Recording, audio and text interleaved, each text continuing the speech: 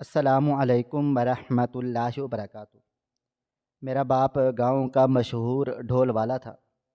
جب بھی کوئی شادی بیاہ ہوتا تو وہ ڈھول بجا بجا کر گاؤں والوں کی خوشیوں کو دوبالا کرتا تھا، لیکن کوئی بھی ہماری عزت نہیں کرتا تھا۔ ایک روز گاؤں کے چودھری صاحب کے بیٹے نے پوری کلاس کے سامنے مجھ کو تھپڑ دے مارا، اور استاد صاحب سے شکایت کرنے پر استاد صاحب نے بھی مجھ کو مارا اور میرے باپ کی بے عزتی کی۔ میں گاؤں چھوڑ کر چلا گیا۔ جب برسوں بعد گاؤں کے چودھری صاحب نے نئے اسسٹنٹ کمشنر کو دیکھا تو حیران و پریشان رہ گیا، کیونکہ وہ کوئی اور نہیں بلکہ جس روز بھی کسی فنکشن سے اچھی ویل مل جاتی تھی، ابا کا چہرہ خوشی سے چمکنے لگتا تھا۔ لیکن گاؤں بھر میں ہم لوگ میراثی مشہور تھے اور ہماری کوئی عزت نہیں تھی۔ ایک بار نمبردار کے بیٹے نے بھری کلاس میں مجھے میرے باپ کی گالی دی تھی، اور جب میں نے ماسٹر صاحب سے شکایت کی تو ماسٹر نے مجھے میراثی کہہ کر 4-5 تھپڑ دے مارے تھے۔ پوری کلاس مجھ پر ہنس رہی تھی اور شرمندگی کی وجہ سے میں سر جھکائے کھڑا تھا۔ اور آج جب میں گاؤں میں سرکاری گاڑی سے اترا تو وہی نمبردار پھولوں کا ہار لے کر میرا منتظر تھا، کیونکہ میں اسسٹنٹ کمشنر بن گیا تھا۔ اسد، اٹھو جلدی کرو بیٹا، تمہیں اسکول کے لیے دیر ہو رہی ہے۔ میری ماں نے بڑے پیار سے میرا ماتھا چوم کر مجھے جگایا تھا۔ اماں کی چھوٹی چھوٹی دیواروں سے صحن کی پورے دھوپ صحن میں پھیل رہی تھی۔ میں جھٹ سے اٹھ کر بیٹھا اور لاڈ سے اماں کے گلے سے لپٹ گیا، اور اماں مجھے جلدی سے کھڑا کر کے چولہے کی طرف بھاگی، جہاں پر چائے برتن سے باہر نکلنے کو بےتاب تھی۔ میری 2 چھوٹی بہنیں تھیں جو ابھی 3 سال کی تھیں، اور میری عمر اس وقت 12 سال تھی۔ ابا رات کو چودھریوں کی شادی پر گئے ہوئے تھے، اور لگتا ہے فنکشن ختم ہونے کے بعد انہیں وہیں پر روک لیا گیا تھا مہمانوں کی خدمت کے لیے، کیونکہ اب تک ابا کی چارپائی خالی تھی۔ میں جلدی جلدی منہ ہاتھ دھو کر اندر یونیفارم بدلنے بھاگا تھا۔ آج ہمارا ریاضی کا ٹیسٹ تھا، جس کے لیے میں نے دل لگا کر تیاری کی ہوئی تھی۔ عام طور پر تو سوکھی روٹی کے ساتھ رات کا سالن مل جانا بھی غنیمت تھی، لیکن شاید ابا نے اماں کو خرچے کے لیے کچھ پیسے دیے تھے، کیونکہ تازہ تازہ پراٹھے کی مہک آنگن میں پھیلی ہوئی تھی۔ میں للچائی ہوئی نظروں سے اماں کے پاس جا بیٹھا تھا، اور اماں نے مسکرا کر میرے سامنے گرم گرم پراٹھا اتار کر چائے کا پیالہ بھر کر رکھ دیا، اور کہنے لگی، پتر تو جلدی سے ناشتہ کر کے اسکول چلا جا۔ میں بھی تیری بہنوں کو پڑوس میں چھوڑ کر آج چودھریوں کی حویلی پر جاؤں گی، کیونکہ انہوں نے کام کے لیے بلایا ہے۔ آج نکے چودھری صاحب کا ولیمہ ہے اور تندور پر روٹیاں لگانے کے لیے بلاوا آیا تھا۔ میرا منہ بن گیا، مطلب آج دن میں اسکول سے واپس آنے کے بعد مجھے بھی ماسی رحمتہ کے گھر میں ہی شام تک رہنا پڑے گا، کیونکہ جب بھی اماں اور ابا شادیوں پر جاتے تھے تو میں اپنی بہنوں کے پاس انہی کے گھر پر رکتا تھا۔ وہ رشتے میں اماں کی خالہ لگتی تھی اور ان کا اپنا کوئی بھی بچہ نہیں تھا، لیکن ان کے شوہر بہت سخت طبیعت کے تھے۔ وہ مجھ سے بڑا کام کاج کرواتے تھے اور بات بات پر تھپڑ مار کر میرا منہ لال کر دیتے تھے۔ میں نے ناشتہ کر کے اماں کو پیار کیا اور پھر دونوں بہنوں کو سوتے ہوئے پیار کر کے اپنا میلا کچیلا سا بیگ لیے اسکول کی طرف بھاگ گیا۔ ٹیسٹ بہت اچھا ہو رہا تھا۔ مجھ کو یقین تھا کہ آج پہلا نمبر آ جائے گا، لیکن میرے پیچھے بیٹھا چودھری سکندر بار بار جھانک جھانک کر میرے پرچے میں دیکھ رہا تھا۔ میں نے 1-2 بار اپنا پرچہ اسے چھپانے کی کوشش کی تو اس نے اب پیچھے بیٹھے بیٹھے ہی زور سے میری گردن پر تھپڑ مار کر کہا، اوے میراثی کے بچے، چپ چاپ اپنا پرچہ میرے سامنے رکھو۔ یہ پوری مجھے سوال سمجھ ہی نہیں آ رہا۔ مجھ کو یہ سن کر سخت غصہ آ گیا۔ پوری کلاس یہ سن کر مجھ پر ہنس رہی تھی اور میں نے ماسٹر جی کو آواز دی، ماسٹر جی، سکندر میرے کاپی میں سے سوال دیکھ رہا ہے اور اس نے مجھے تھپڑ بھی مارا ہے اور مجھے میراثی کا بچہ کہہ کر بلا رہا ہے۔ میرے ننھے سے ذہن کو یہ لگتا تھا کہ میری شکایت سن کر ماسٹر جی سکندر کو ڈانٹیں گے یا پھر سزا دیں گے، لیکن ماسٹر جی نے تو الٹا اپنا بھاری بھرکم ہاتھ میری کمر میں جڑ دیا تھا اور کہنے لگا، نہ تو پڑھ لکھ کر بڑا ڈپٹی کمشنر بن جائے گا، کیا ہوا اگر چھوٹے چودھری صاحب نے تیری کاپی سے کوئی سوال دیکھ لیا ہے اور میراثی کو میراثی ہی کہیں گے نا، تو ہے نہیں فیکے میراثی کا پتر۔ تکلیف سے زیادہ بے عزتی کے احساس سے میری آنکھیں نم ہو گئی تھی۔ بچپن سے ہی یہ احساس میرے دل میں کنڈلی مار کر بیٹھ گیا تھا کہ میں باقی لوگوں سے کمتر ہوں اور بار بار میراثی ہونے کا طعنہ میرے لیے گالی بن کر رہ گیا تھا۔ چھٹی ہوئی تو میں اپنا بیگ لٹکا کر گھر کی طرف چل دیا۔ آج اماں بھی گھر پر نہیں تھی اور میرا خالہ کی طرف جانے کو دل بھی نہیں کر رہا تھا۔ میں اپنا بیگ گلے میں لٹکائے گاؤں میں موجود شاہ جی کی درگاہ پر چلا گیا تھا۔ یہ واحد جگہ تھی جہاں پر مجھے اور میرے باپ کو ذلیل نہیں کیا جاتا تھا، بلکہ جب بھی ہم درگاہ پر جاتے تھے تو وہاں پر بیٹھے ہوئے شاہ جی ابا سے بڑی محبت سے ملتے تھے۔ بڑی خوبصورت شخصیت کے مالک تھے اور جب وہ اللہ اور دین کی باتیں بتاتے تھے تو ابا بڑے جذبے کے ساتھ ان کی باتیں سنتے تھے، اور جب وہ کہتے تھے کہ سب انسان برابر ہیں، کوئی کسی سے کمتر یا برتر نہیں، تو ابا جان کی آنکھوں میں آنسو آ جاتے تھے۔ میں سمجھ نہیں پاتا تھا کہ ابا بار بار رومال کے ساتھ اپنا چہرہ کیوں صاف کرنے لگتے تھے۔ یہ درگاہ سید اسماعیل شاہ صاحب کی تھی اور اب یہاں پر ان کے پوتے پیر اقبال شاہ صاحب ان کے گدی نشین تھے۔ میں نے چپ چاپ جا کر منہ ہاتھ دھوئے اور درگاہ کے اندر چلا گیا۔ وہ وہاں پر لوگوں کے بیچ میں گھرے بیٹھے تھے۔ میں ایک سائیڈ پر جا کر دیوار سے ٹیک لگا کر بیٹھ گیا۔ بیٹھے بیٹھے شاید میری آنکھ لگ گئی، مجھ کو لگا جیسے کوئی بڑے پیار سے مجھے نیند سے جگا رہا ہے۔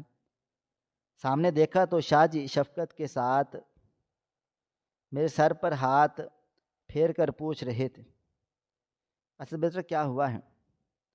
آج تم اسکول سے سیدھا کیوں یہاں آ گئے ہو؟ میں تھوڑا سا پریشان ہوا اور پھر انہیں کہنے لگا، شاہ جی آج چودھری صاحب کے بیٹے کی شادی ہے اور اماں ابا دونوں شادی پر ہی گئے ہوئے ہیں۔ ابا تو رات گھر واپس بھی نہیں آئے تھے اور اماں کو روٹی بنانے اور برتن دھونے کے لیے صبح بلا لیا گیا۔ میری چھوٹی بہنیں خالہ کی طرف ہیں، لیکن خالہ کی طرف جانے کو میرا دل نہیں کر رہا، کیونکہ میرے خالو مجھ سے بہت کام کرواتے ہیں اور بار بار مجھے مارتے بھی ہیں۔ شاہ جی نے بڑے پیار سے میرے سر پر ہاتھ پھیر کر پوچھا، بیٹا پھر تو تم نے کھانا بھی نہیں کھایا ہوگا، بھوک لگی ہے؟ میں نے فوراً سر ہاں میں ہلا دیا، کیونکہ واقعی بھوک سے میرے پیٹ میں چوہے کود رہے تھے۔ وہ مجھے اپنے ساتھ لے کر اپنے گھر چلے گئے اور اپنے ساتھ ہی بٹھا کر مجھے کھانا کھلا دیا۔ میں نے باتوں باتوں میں انہیں بتا دیا کہ چھوٹے چودھری صاحب نے پوری کلاس کے سامنے مجھے گالی بھی دی اور ماسٹر صاحب نے مجھے مارا بھی اور میراثی کہہ کر میری بے عزتی کی۔ وہ پیار کے ساتھ مجھ سے بات کرتے رہے اور سمجھاتے رہے کہ ایسی باتیں نہ سوچو۔ کئی گھنٹے کے ان کے ساتھ رہنے کے بعد مغرب کے وقت انہوں نے اپنے شاگرد کے ساتھ مجھے گھر واپس بھجوا دیا، کیونکہ اماں نے بھی کہا تھا کہ وہ مغرب سے پہلے ہی واپس آ جائیں گی۔ اماں مجھ سے سخت ناراض تھی کہ میں اسکول سے واپس خالہ کے گھر کیوں نہیں گیا تھا، اور میری دونوں بہنیں اکیلی تھیں۔ عشاء کے وقت تک ابا بھی گھر واپس آ گئے تھے۔ میں نے پورے دن سے چھوٹے چودھری صاحب کی کہی باتیں اور پھر ماسٹر جی کی باتوں کو سوچے چلے جا رہا تھا۔ سوتے سوتے میں خود سے صرف ایک ہی وعدہ کر رہا تھا کہ چاہے کچھ بھی ہو جائے، لیکن بڑا ہو کر میں اپنے ابا کی طرح شادیوں میں ڈھول نہیں بجاؤں گا تاکہ کوئی بھی مجھے میراثی نہ کہہ سکے۔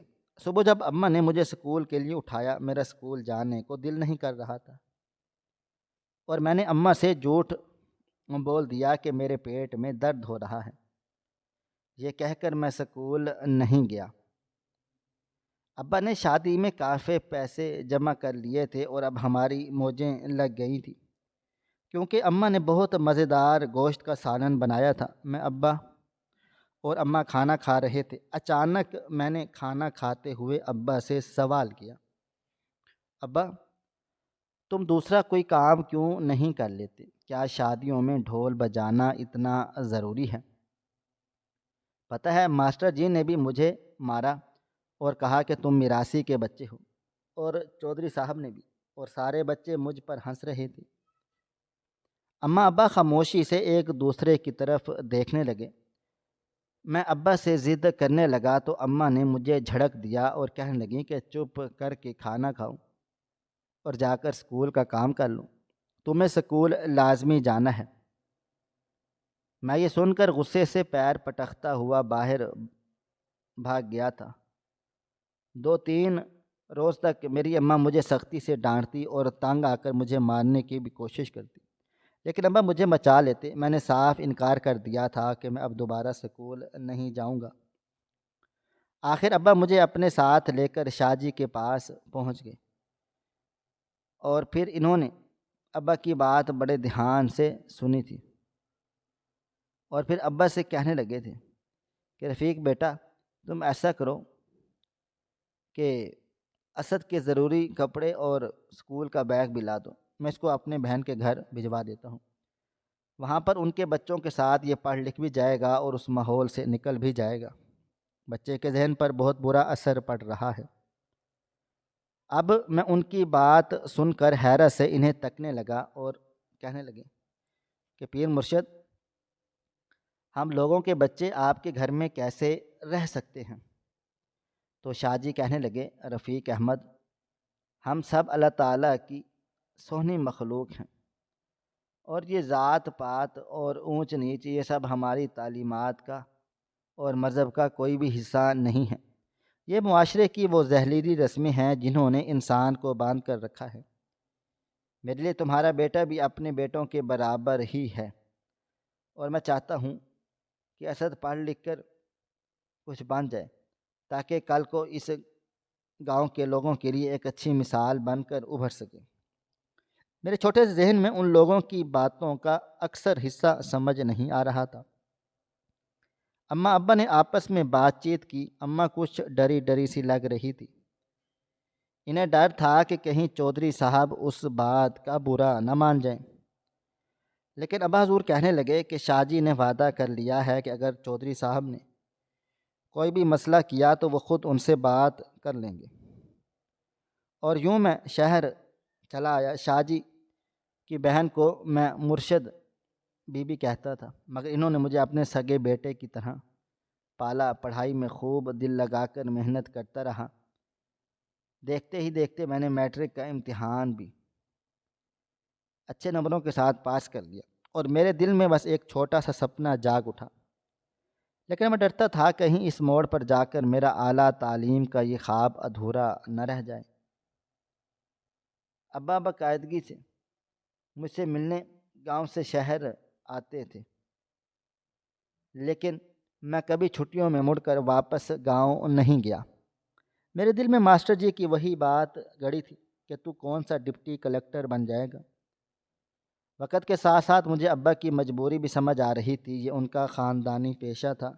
اگر وہ ڈھول بجانا اور شادیوں میں جا کر لوگوں کی تفریح کا سامان کرنا بند کر بھی دیتے تو ان پر لگا ہوا یہ لیبل کبھی اتر نہیں سکتا تھا۔ اس کی صورت صرف یہی صورت تھی کہ میں ایسا مقام حاصل کروں کہ پھر یہی لوگ جو میرے خون اور خاندان کا مذاق اڑاتے ہیں ایک روز مجھ سے بات چیت کرتے، یہ بھول جائیں کہ میں کون ہوں، اور ان کو صرف یہ یاد رہے کہ میں کیا بن گیا ہوں۔ شاہ جی اکثر اپنی بہن سے ملنے کے لیے گاؤں سے آ جاتے تھے۔ ان کے بچے خود کے نہیں تھے، بس ایک ہی بیٹی تھی جو شادی کے 15 سال بعد خدا تعالیٰ نے انہیں دی تھی، اور وہ اسے خود سے دور نہیں کرنا چاہتے تھے، اس لیے اسے گاؤں کے ہی اسکول اور مدرسے میں تعلیم دلوا رہے تھے۔ اور وہ جب بھی گاؤں سے آتے مجھ کو لگتا ہے کہ میرے اندر ڈبل توانائی آ گئی ہے۔ مرشد بی بی مرشد کے شوہر ایک سرکاری ڈاکٹر تھے اور اکثر وہ گاؤں دیہات میں جا کر میڈیکل کیمپ لگاتے تھے، اور شاہ جی اس کے لیے انہیں اپنی خاندانی زمینوں سے اچھی خاصی رقم دے دیتے تھے۔ مجموعی طور پر یہ گھرانہ ایک مثالی خاندان تھا۔ رات کھانے کے بعد جب شاہ جی نے مجھے کہا، اسد بیٹا بتاؤ آگے کیا کرنا ہے، تو میں نے ڈرتے ڈرتے ان سے کہا، شاہ جی مجھے مقابلے کا امتحان دینا ہے، لیکن مجھے یہ معلوم نہیں ہے کہ اس پر کتنا خرچہ آ جائے گا۔ میرے ابا کے پاس تو کچھ بھی نہیں ہے، لیکن ہاں میں وعدہ کرتا ہوں کہ اگر میں کامیاب ہو گیا تو آپ کا سارا قرض لوٹا دوں گا۔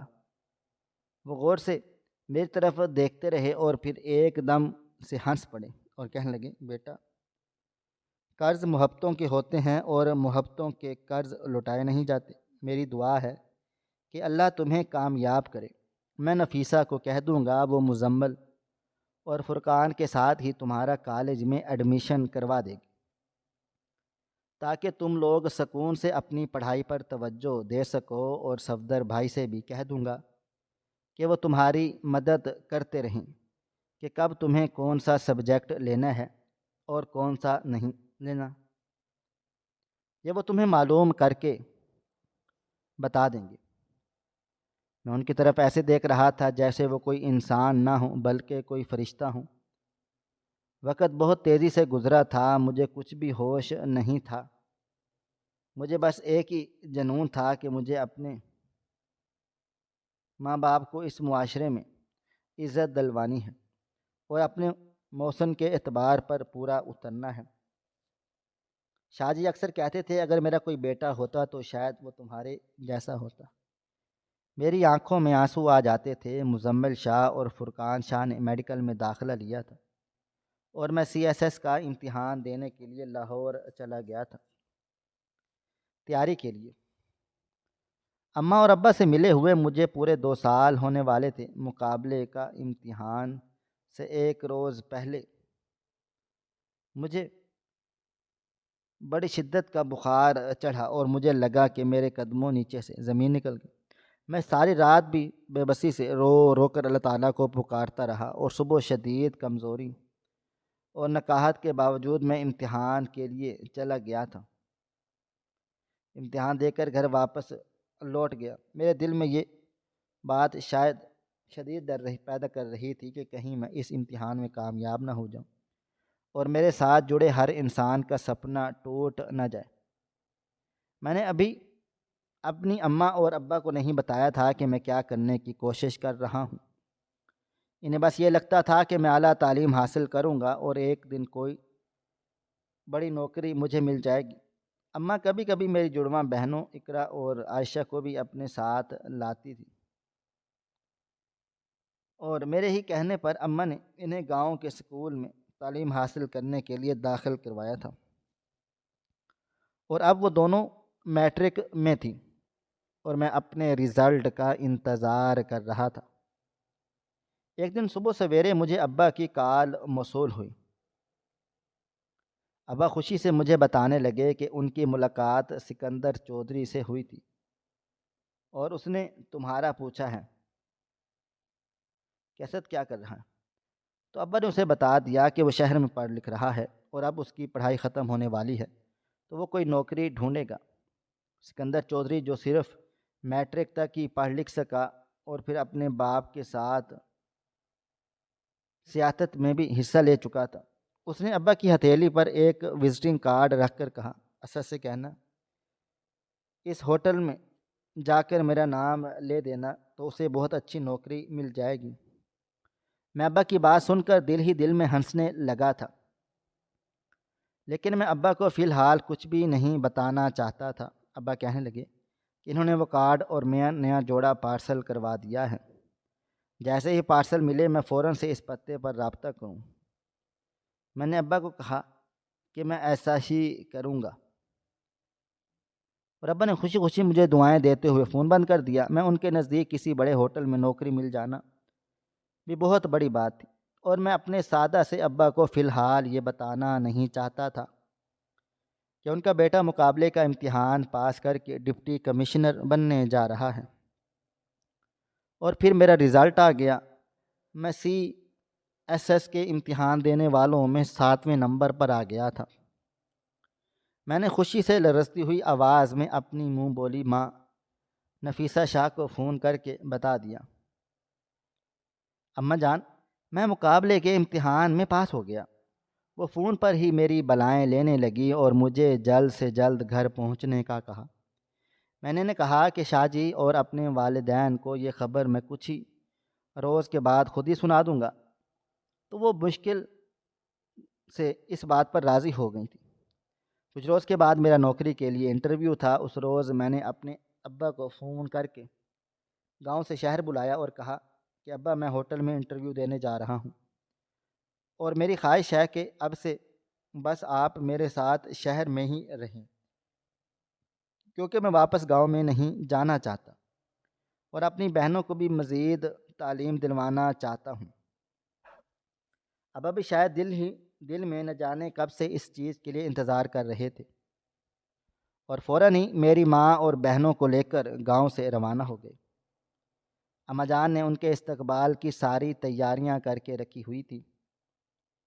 ابا اپنا پرانا سا جوڑا استری کروا کر پہنے ہوئے میری ماں اور بہنوں کو لے کر ٹیکسی سے اترے تو میں نے بڑھ کر ٹیکسی کو کرایہ دے کر رخصت کر دیا اور ان کا ساز و سامان اٹھا کر شاہ ہاؤس میں لے آیا۔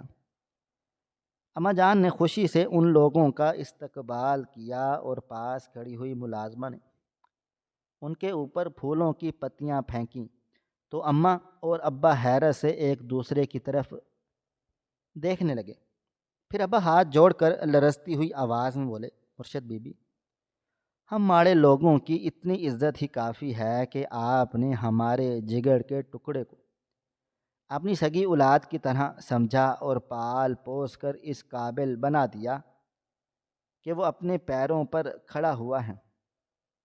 لیکن ہم لوگ آپ لوگوں کے پاؤں کے خاک کے برابر بھی نہیں ہیں۔ اماں بھی بہت عاجزی کے ساتھ ان کے سامنے کھڑی ہوئی تھی اور ان کا شکریہ ادا کر رہی تھی۔ تبھی میری اماں جان نفیسہ شاہ نے اماں کا ہاتھ پکڑ کر انہیں اپنے گلے سے لگا لیا اور کہنے لگی، رضیہ بہن، یہ موقع ان باتوں کا نہیں ہے۔ میں نے ہمیشہ ہی آپ لوگوں کو اپنا سب سے قریبی سمجھا اور آپ کا بیٹا ہمیشہ میرے لیے میرے بچوں کی طرح ہی رہا۔ آج خوشی کا موقع ہے تو ایسی اداسی والی باتیں نہ کروں، کیونکہ ہمارا بیٹا آپ لوگوں کے لیے بہت بڑی خوشخبری لے کر بے صبری سے انتظار کر رہا ہے۔ ابا نے خوشی سے چمکتی ہوئی نظروں کے ساتھ میری طرف دیکھا اور کہا، پتر، تجھے نکے چودھری کے دوست نے پکی نوکری دے دی ہے نا؟ انہوں نے مجھ سے کہا تھا کہ کچھ روز اگر تو نے اچھا کام کیا تو وہ تجھے جلد بہت ہوٹل کا منیجر بھی بنا دیں گے۔ میں نے ابا کے دونوں ہاتھ پکڑ کر اپنے ہاتھوں میں لیے اور کہا، ابا، تیرا بیٹا منیجر بننا نہیں چاہتا بلکہ تیرا بیٹا اسسٹنٹ کمشنر بن گیا ہے، اور اب تو بھی چودھری صاحب کی طرح سفید کلف کے کپڑے پہن کر اپنے بیٹے کی گاڑی سے اترے گا اور لوگ تیرے بیٹے کو سلام کریں گے۔ ابا حیرت سے منہ کھولے میری طرف دیکھ رہے تھے۔ انہیں لگ رہا تھا کہ شاید میں ان کے ساتھ کوئی ہنسی مذاق کر رہا ہوں۔ مجھ سے پوچھنے لگے، اسد، تو یہ کیسی بہکی باتیں کر رہا ہے؟ ایسا مذاق بھی کوئی کرتا ہے بھلا؟ تو میں ابا کے گلے لگ گیا اور اپنی جیب سے اپنا تقرر نامہ نکال کر ابا کو دکھانے لگا۔ ابا دیکھ، پکے کاغذ ہیں، پکی نوکری کے۔ میری چھوٹی بہنوں نے بھاگ کر میرے ہاتھ سے وہ کاغذ لیا اور خوشی سے جھومتے ہوئے ابا جان کو بتایا۔ ابا، بھائی جان ٹھیک کہہ رہے ہیں۔ میں نے اماں اور بہنوں کو گلے سے لگا لیا اور ابا خوشی سے جیسے جھوم اٹھے اور کہنے لگے، پتر جی اگر یہ بات تو مجھے فون پر ہی بتا دیتا تو تیرا باپ خوشی سے اتنا ڈھول بجاتا کہ آج پورا گاؤں ڈھول کی آواز پر ناچ اٹھتا۔ میں ابا کی بات سن کر زوروں سے ہنسنے لگا اور کہنے لگا، ابا ڈھول تو بجیں گے لیکن بجانے والا کوئی اور ہوگا۔ اماں جان ہم سب کو دیکھ کر بہت خوش تھیں۔ ذرا سی دیر میں صفدر انکل ہاسپٹل سے واپس لوٹ آئے تھے۔ مزمل اور فرقان کو فی الحال چھٹی نہیں مل رہی تھی، ورنہ وہ بھی اپنی بھائی کی خوشی میں شریک ہونے ضرور آتے۔ سرکاری رہائش گاہ تیار تھی، لیکن چند روز نفیسہ شاہ نے میرے گھر والوں کو اپنے پاس ہی روک لیا اور ایک ہفتے کے بعد میں اپنے گھر والوں کے ساتھ سرکاری گاڑی میں اپنے گاؤں جا رہا تھا، کیونکہ میں نے وہاں پر بچے اور بچیوں کے لیے کالج کی تعمیر کی منظوری لے لی تھی اور عمارت کا سنگ بنیاد رکھنے کے لیے مجھے وہاں پر بھیجا جا رہا تھا۔